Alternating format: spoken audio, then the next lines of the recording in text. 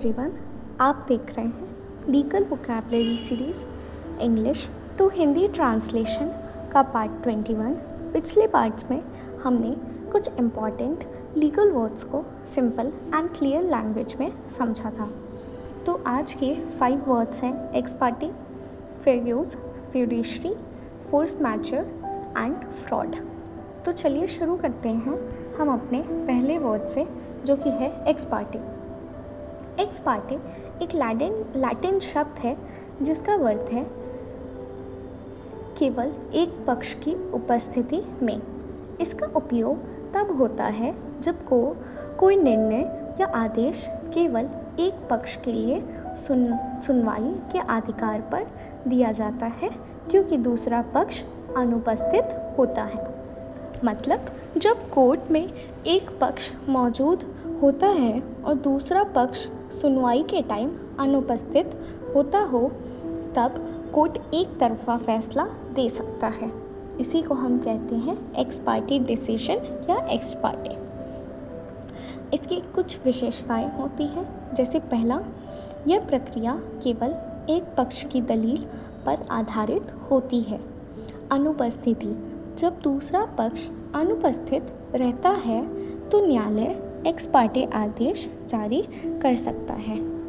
X party आदेश आमतौर पर अस्थायी होते हैं और अंतिम निर्णय नहीं माने जाते, यानी ये फाइनल नहीं होता, बाद में रिवोक भी हो सकता है। अब इसके कुछ लीगल प्रोविजंस हैं। सिविल प्रक्रिया संहिता CPC 1908 के ऑर्डर 9 रूल 6 में प्रतिवादी की अनुपस्थिति में एक्स पार्टी निर्णय का प्रावधान एंड न्यायालय की शक्ति, न्यायालय के पास एक्स पार्टी आदेश पारित करने का अधिकार है यदि पक्षों में से कोई अनुपस्थित हो।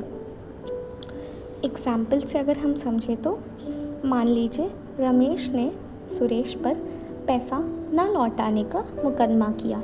कोर्ट ने सुरेश को बुलाया पर वो किसी भी सुनवाई में नहीं आया।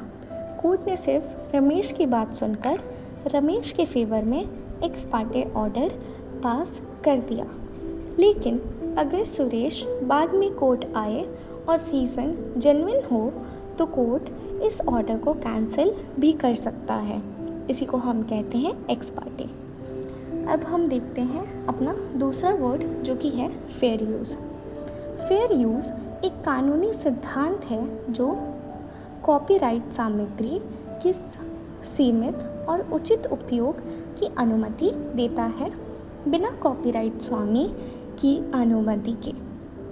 इसका उपयोग आमतौर पर शिक्षा, आलोचना, रिपोर्टिंग, शोध या सामाजिक उद्देश्य के लिए किया जाता है। यानी अगर किसी कॉपीराइटेड कंटेंट का यूज़ बिना परमिशन के किया जा रहा है, लेकिन वो उसे लिमिटेड है और एजुकेशन, रिव्यू या पब्लिक बेनिफिट के लिए है, तो वो फेयर यूज़ कहलाता है। अब इसकी कुछ कैरेक्टरिस्टिक्स हो सकती हैं, जैसे पहला, शिक्षण, समीक्षा, आलोचना या गैर व्यावसायिक उपयोग के लिए हो रहा हो, यानी एजुकेशन, रिसर्च, क्रिटिसिज्म या रिपोर्टिंग के लिए हो रहा हो। कॉपीराइट सामग्री का उपयोग सीमित मात्रा में और उद्देश्य के आधार पर किया जाता है और उपयोग से सामग्री के मूल्य और व्यावसायिक बाजार पर कोई नकारात्मक प्रभाव नहीं होना चाहिए, यानी कंटेंट की ओरिजिनल वैल्यू या सेल पे कोई असर ना हो।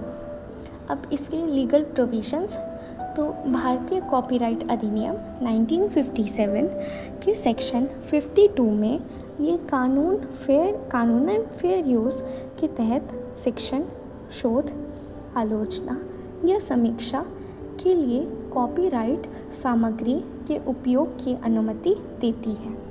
अंतर्राष्ट्रीय प्रावधान, तो US कॉपीराइट कानूनन के तहत फेयर यूज़ को 4 कारकों के आधार पर निर्धारित किया जाता है। एग्जाम्पल के लिए, अगर एक यूट्यूबर ने किसी मूवी क्लिप का 10 सेकेंड सीन यूज़ करता है सिर्फ रिव्यू या कॉमेडी के पर्पस से तो वो फेयर यूज़ के अंदर आ सकता है, लेकिन अगर पूरा मूवी डाल दिया बिना किसी लाइसेंस के तो वो फेयर यूज़ नहीं होता है। अब हम देखते हैं अपना तीसरा वर्ड फ्यूडिशरी। फ्यूडिशरी का मतलब है एक कानूनी संबंध जिसमें एक पक्ष फ्यूडिशरी दूसरे पक्ष बेनिफिशरी के प्रति विश्वास और निष्ठा बनाए रखता है। इसमें एक व्यक्ति या संस्था दूसरे के हित की रक्षा और प्रबंधन करने के लिए नैतिक और कानूनी जिम्मेदारी लेती है। मतलब जब कोई व्यक्ति या संस्था जैसे एजेंट, ट्रस्टी, लॉयर किसी दूसरे के हित में बिना अपने फ़ायदे सोचे काम करता है तो उनका रिश्ता फ्यूडिशरी होता है। अब इसकी कुछ कैरेक्टरिस्टिक्स हैं। जैसे पहला, फ्यूडिशरी का कर्तव्य होता है कि वो अपने लाभ को प्राथमिकता ना देकर बेनिफिशरी के हित में कार्य करे, यानी फ्यूडिशरी अपना फ़ायदा नहीं देखता। फ्यूडिशरी को निष्पक्ष और पारदर्शी तरीके से काम करना होता है, मतलब उसको बिना किसी बायसनेस के काम करना होता है। बेनिफिशरी की जानकारी को संक्षिप्त रखना होता है, यानी बेनिफिशरी की जानकारी को सीक्रेट रखना होता है। फ्यूडिशरी कर्तव्यों का उल्लंघन होने पर कानूनी कार्रवाई की जा सकती है। अगर फ्यूडिशरी गलती करे तो कानूनी कार्रवाई की जा सकती है। अब इसका कानूनन प्रावधान तो भारतीय ट्रस्ट अधिनियम 1882 के तहत, इस अधिनियम के तहत फ्यूडिशरी संबंधों और कर्तव्यों का प्रावधान दिया गया है और भारतीय अनुबंध अधिनियम 1872 की धारा 88 में किसी एजेंट या प्रबंधक का बेनिफिशरी के हित में कार्य करना अनिवार्य है।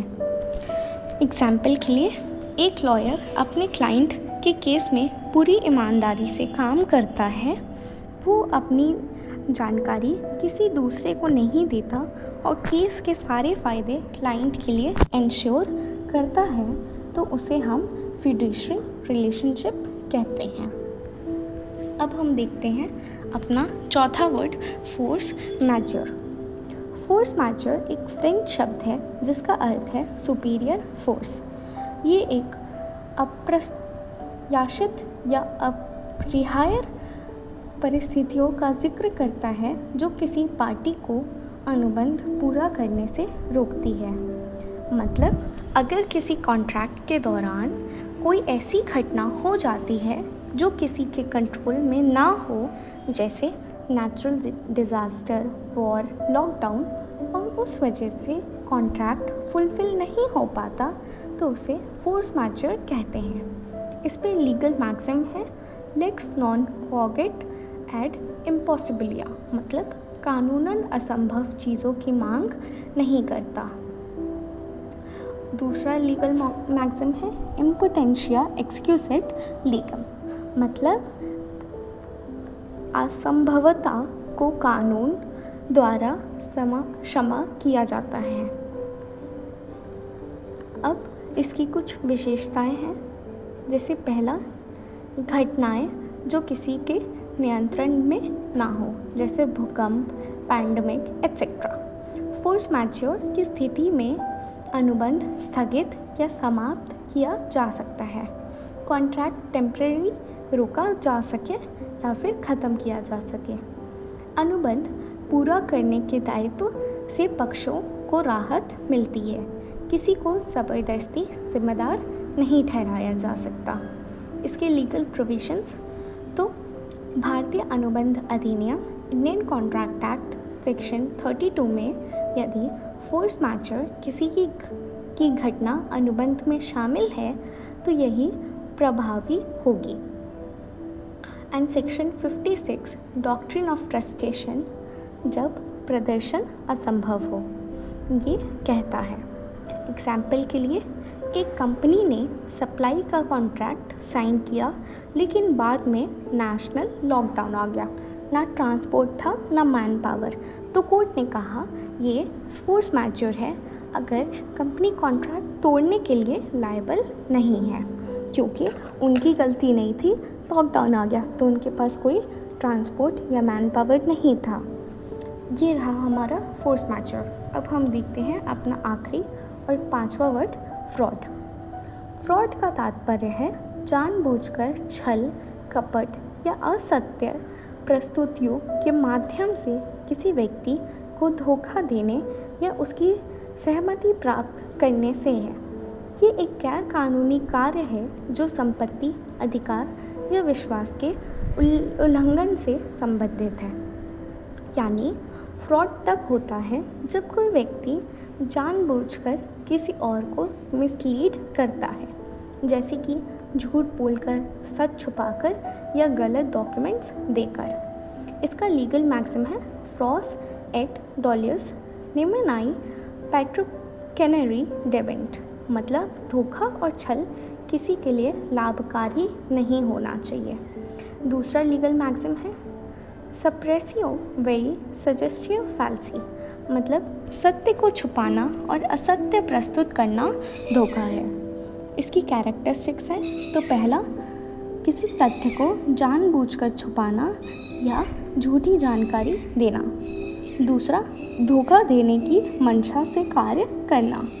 तीसरा, जिससे दूसरे पक्ष को वित्तीय, कानूनी या भावनात्मक हानि हो, मतलब दूसरे का नुकसान हो।